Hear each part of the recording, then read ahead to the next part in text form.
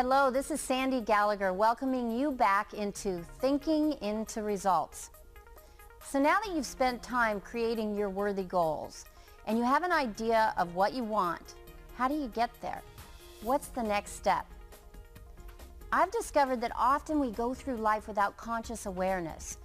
We're literally programmed to act, think, and behave in a certain way. And those habits become a part of our essence as human beings from a very early age.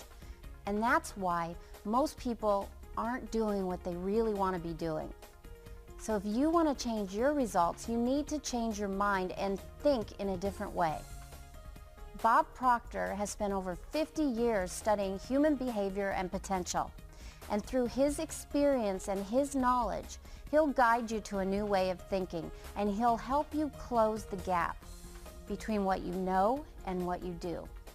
And you will be amazed at how different your world looks when you start to change your paradigms. You're on your way to understanding you a lot better, and when you open the door to new paradigms, results will begin to show up. The results that you want.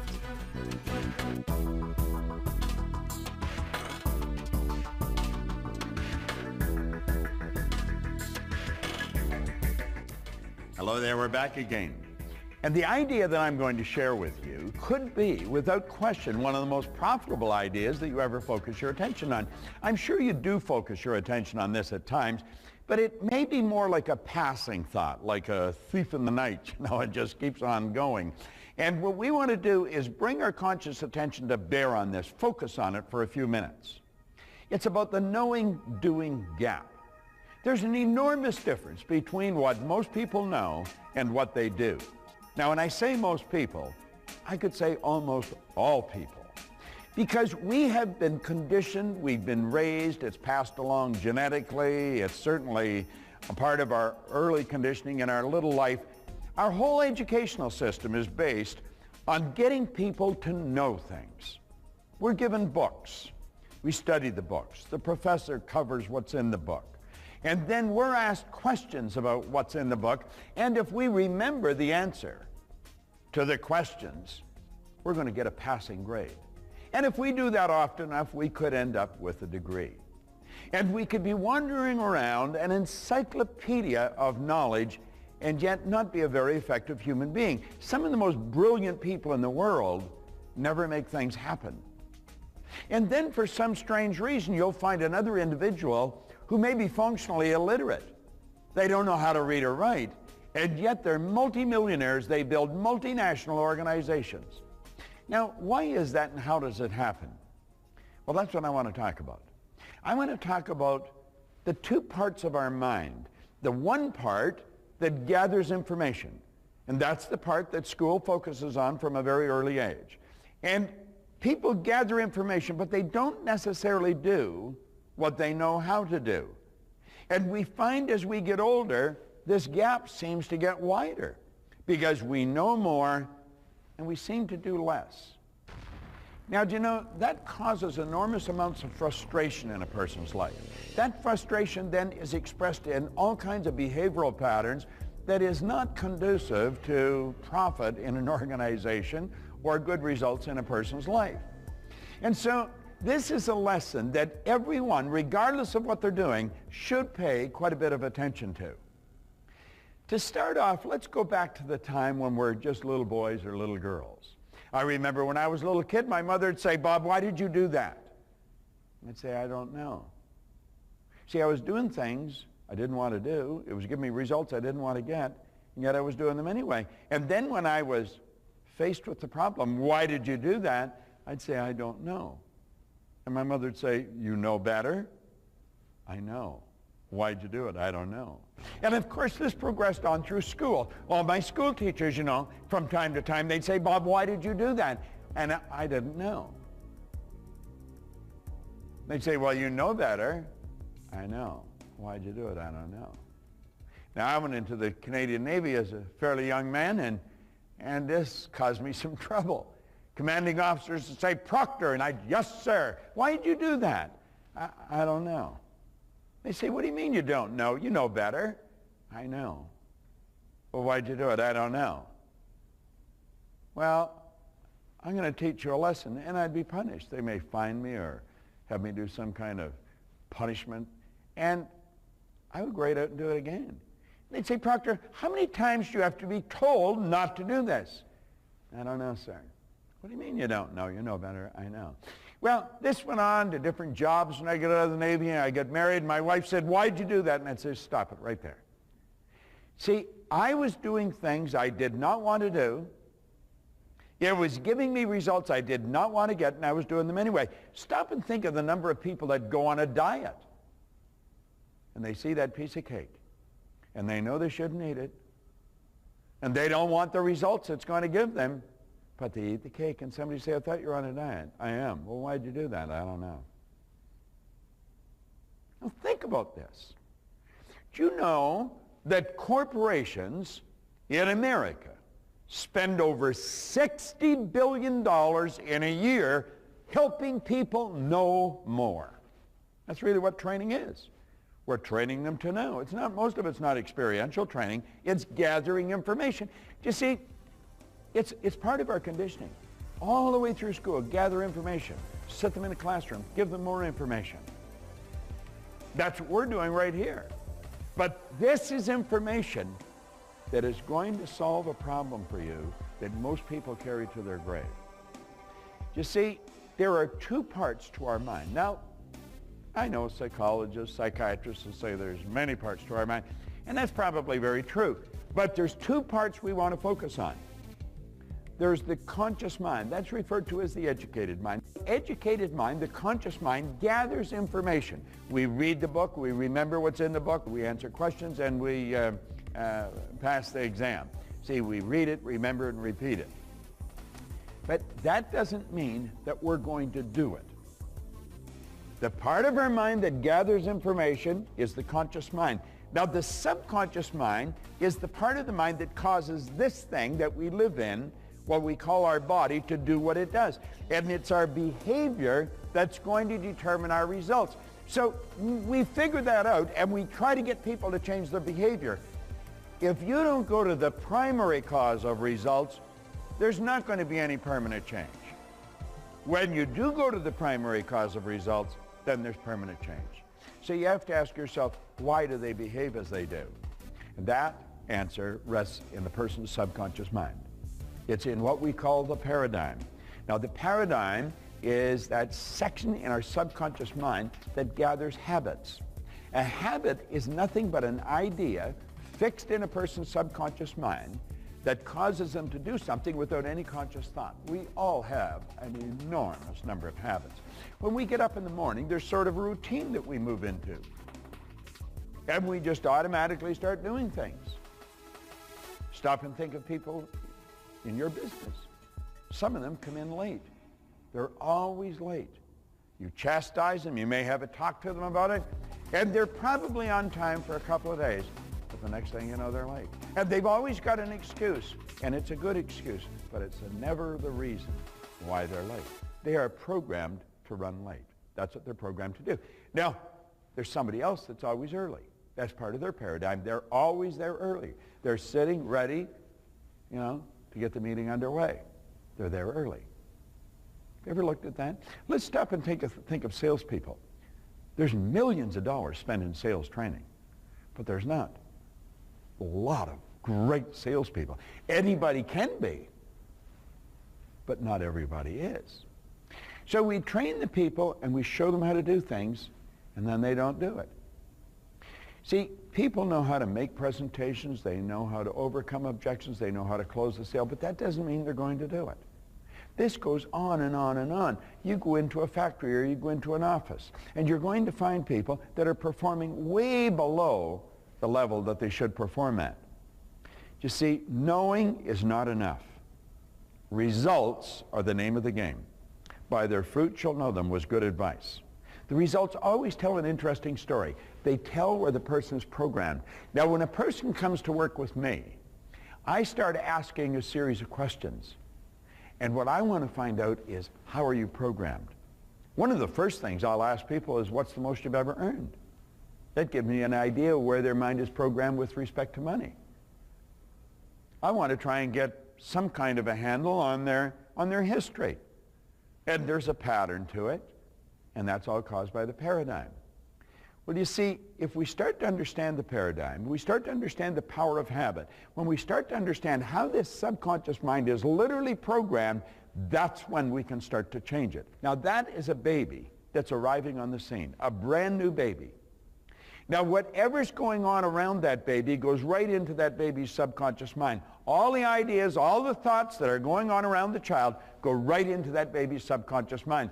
Now, when the baby arrived, they were already programmed. That's genetic conditioning. Stop and think of this for a moment. Most of the food you eat, you did not decide you liked. It was given to you before you had any conscious ability to make a decision, some kind of a critical decision, do you like this or not? You see, we are given food that our parents like. That's what we get. Why do they like it? Well, they were given food their parents liked. You'd have to go a long way back in the family tree to find out who made the decision for you to do many of the things you're doing. And you say, oh, I don't believe that. Well, if you study it for just a very short period of time, you're not only going to believe it, it's going to be very obvious to you. Well, you see, these habits are passed along from one generation to the next. So when we arrive on the scene, when we make our great debut on planet Earth, we're already programmed. We're programmed. That's why we look so much like our relatives. Our body is an instrument of the mind. So here we are now. We arrive on the scene, and the subconscious mind is wide open. Whatever's going on around that baby goes right into that baby's subconscious mind. And it's repetition that fixes the idea in the subconscious mind. Carl Menninger from the Menninger Foundation down in Topeka said something one time that is very, very important and very true. He said environment is more important than heredity. In other words, the people we're surrounded by have more to do with who we are than what's built into the genes at birth.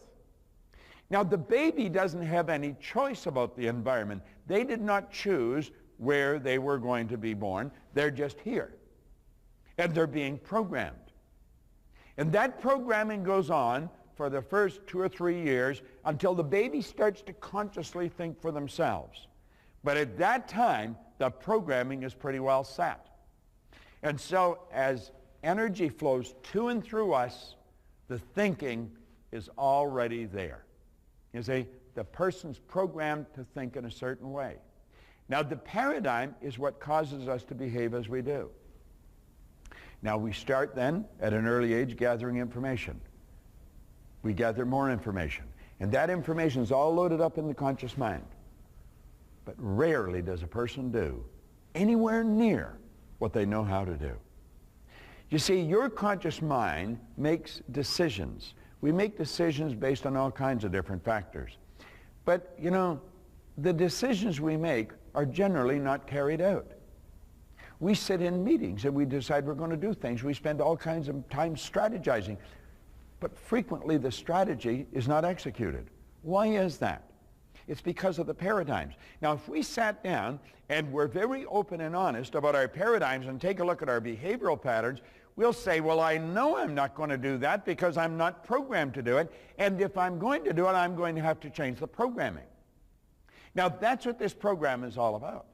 That's what thinking into results is about. See, thinking by itself will not change results. You've got to internalize the thinking. And as you internalize the thinking, and it's done through repetition, it's done through a process, the paradigm is changed, the behavior changed, and the results changed. That's what got me into this industry. Many, many years ago. I went from earning $4,000 a year to over $1 million, and it was almost like that. It was such a shocking change in results, I had to know why.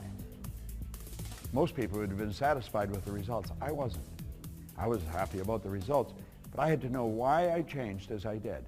See, I had no formal education to speak of. I had a couple of months high school. I had absolutely no business experience. I had a fairly bad attitude when I first got into this, and yet my whole world changed. Built a company that operates all over the world. How does that happen? Well, you see, I learned that most of the things we're taught are not true. I was raised to believe that if you don't have a good formal education, you cannot win. That's not true. I don't have a good formal education, but I've won. Now think about this for a moment. If you don't have business experience, you can't win. Well, that's not true. I didn't have any business experience, and I built a company in Canada, the U.S., and in England. How did that happen? Well, you see, it's because these things happened that I had to start to study this. I want to know what happened to me. Well, you see, I had changed this paradigm. I didn't know what I had done. I was what you call an unconscious competent. Do you know that most people that are real high performers in an organization, the organization doesn't know what they're doing? What do they do that is so different? How come these hard chargers are doing such a good job? Some of the largest companies in the world that I've worked for have spent an absolute fortune shadowing their top performers, trying to figure out what are they doing so different. They operate with a different paradigm. Most people don't know. I had a gentleman come up to me one time in the Waldorf Astoria, a great big guy, and he said, Bob, he said, I've really got to thank you. It was a 3-day seminar. He said, this is the first time I've understood what I did. And I said, well, what did you do? He said, I won the gold medal in the decathlon in the Olympics in Melbourne, Australia in 1957. His name was Milt Campbell. Milt and I became very good friends. But he said, I never understood what I had actually done. We take a look at people that are performing very, very high performers, and we're thinking, how are they doing it? Some of them aren't that bright. Some of them haven't gathered that much knowledge. You see, we say bright because of the knowledge they've gathered, but gathering the knowledge isn't going to give them the results. Now, I'm not saying you don't need knowledge, you do. And because I didn't go to school, I'm not anti-education. I think education's almost sacred. All my kids went to school. See, I just changed question in our home. I didn't ask if they were going to go. I asked them where they were going to go. So what we have to do, we have to ask ourselves, why do people behave as they do, and why don't they behave the way they want? I want you to stop and think of the knowledge that some of the people in your organization have, and then take a look at their performance and say, now, how can we close this knowing-doing gap? Because that's what this is all about. When you watch a person move, study them, watch the way they move, you're going to find that their behavior is habitual. It is habitual. And start to understand that the knowledge they're holding or gathered, it's not controlling what they're doing. Their paradigm's controlling what they're doing. Listen to the conversations that are going on. See, to call a person into your office and say, Harry or Betty, your performance just isn't going to cut it. And they'll say, well, tell me what I have to do and I'll change it. See, I know this because I've been called into the office. And I promised, you give me one more chance and I'll change. And I meant it. But I didn't change. You see, the person I was working for didn't understand it. It was my paradigm that was causing me to perform the way I was. And I didn't understand it either. So here we had two ignorant people trying to change the performance of an individual, and it wasn't going to happen. And it didn't happen. And I lost a lot of jobs because I was not doing what I was asked to do, what I said I would do. And it was my paradigm was my problem. And you know, paradigm is the problem in everything we do. The knowing-doing gap is miles apart. There are millions, billions, I've already mentioned 60 billion, just in North America on training, on helping people know more, but not on doing. We've got to begin to focus on the paradigm. We've got to help people understand why they're doing what they're doing and how to change what they're doing.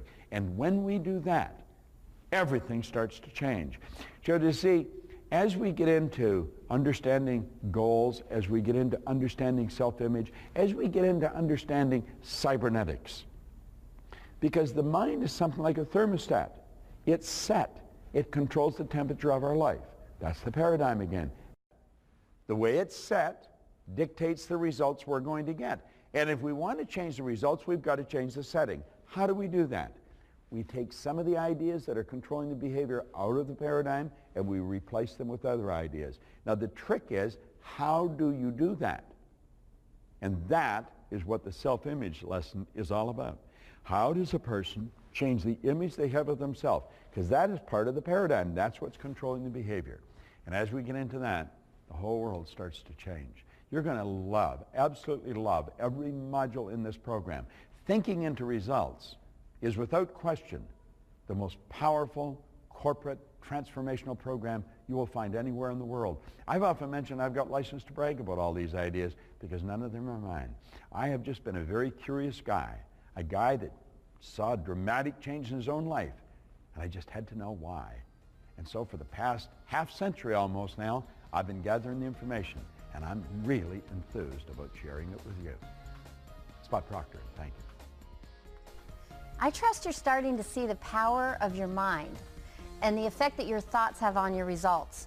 And not just the thoughts in your conscious mind, but more importantly, the thoughts deep in your subconscious mind. We're starting to learn now about the role of paradigms in both our personal and our professional life.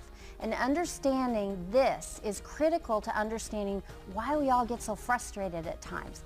It's because of this gap between what we know and what we do. And that gap is caused by unseen thoughts in your subconscious mind. So if you're not getting the results that you want, it's because your paradigms are controlling your behavior. Change the paradigm, change the results. What is the gap between what you know you should do in a situation and what you're doing? What is your knowing doing gap? Take time with the exercises in your participants guide because they will open your eyes to why you do what you do and help you change your behavior for the positive results you're looking for. Now it's going to take some effort and a bit of vulnerability too, but go ahead, give it a try. I promise you, the reward will be big.